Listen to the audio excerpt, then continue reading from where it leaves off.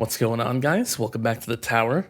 So I'm doing another module highlight, and today we're going over Space Displacer. So this is an armor module, and it came out in the original set of modules back when they came out in December 2023. So it's been in the game for a while. And what it actually does is that it gives landmines a certain percent chance as spawning as an inner landmine instead of just a regular landmine. And then all of these landmines organize themselves around the tower. It is at the same distance no matter what range you're using. It seems to be around 40 meters if you would have your tower range at that. That's about where they stay. And there is a maximum of 20 at a time. So like a lot of the other older modules, the unique effect isn't super heavily weighted towards the Ancestral. As you can see, you're already getting half the chance at Epic that you would be at Ancestral to get an inner landmine.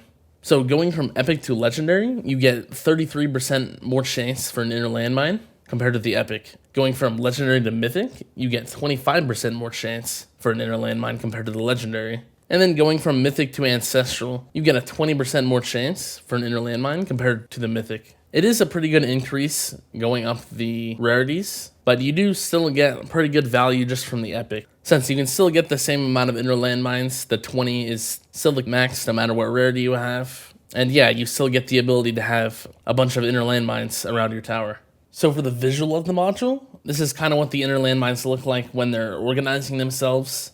And then the mines do actually rotate a little bit. And this is what it looks like with the full ring of inner landmines. So it is sitting pretty close to the tower. I am at 98 meter range here, and they are rotating a little bit, as you can see. A little bit slower than the regular inner landmines if you have the lab maxed for the speed of their rotation. So if you use the module this way, it's pretty much just an extra layer of protection. A ring of inner landmines you can use for damage or stunning enemies. It is pretty nice for bosses as well, but there is another way you can use it as well. You can also kind of use it at a really low range like this, just so the inner landmines are constantly going off. Pretty much just like constantly stunning everything since it's a really low range and you get a lot of stun coverage on the mines. So I think both ways are actually pretty viable though. But that's kind of what this method looks like as well. Normally later in the run, you wouldn't really see as many mines. They usually will instantly explode. It also kind of depends if you have Black Hole on. But yeah, there's just a lot of ways to use Space Displacer as a module. So going on to the uses of the module, I've kind of already talked about them when I was showing the visual off. But it basically just gives you extra stuns and extra protection. And then of course if you do use inner landmine damage as well, then this is definitely a good option for actual damage. It works pretty well with Chrono Field Plus as well, since the enemies can kind of get rotated into the mines instead of just getting stunned by like one or two of them.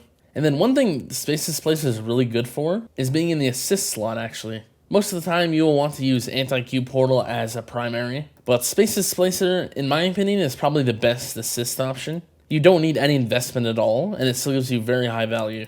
Since kind of like what I said about the unique effect, you still get a pretty good amount of value at the Epic. So all you really have to do is unlock the Armor Assist, and then put Space Displacer in there, and you get a lot of value from it, just from that. In the current version, this is kind of the main use I've found from Space Displacer, just putting it in the assist slot. I don't really get too much value out of these substats, but they do help a little bit. So I think Space Displacer is a good option for assist in this version. I think that's kind of how it is with a lot of modules. A lot of them have a place again, since we also have assist slots along with the primary slots now. Moving on to the substats. So the main substat is going to be landmine chance, since this actually helps you get more inner landmines, of course. It does a pretty good job at helping you get more inner landmines, just helping them spawn faster. And this substat alone is actually good value as well. It pretty much gives you a 40% higher chance to spawn a landmine compared to if you didn't have the substat. So landmine chance is the main substat you'll want. Other than that, it's kind of up to you. I do still like landmine radius, but I don't think it's super important on this module. Same with shockwave frequency. I don't think you need it as much, but if you're using it in the assist, it will help with the anti-Q portal, assuming you have this in your primary slot. Orb speed is nice as well. You can also get orbs,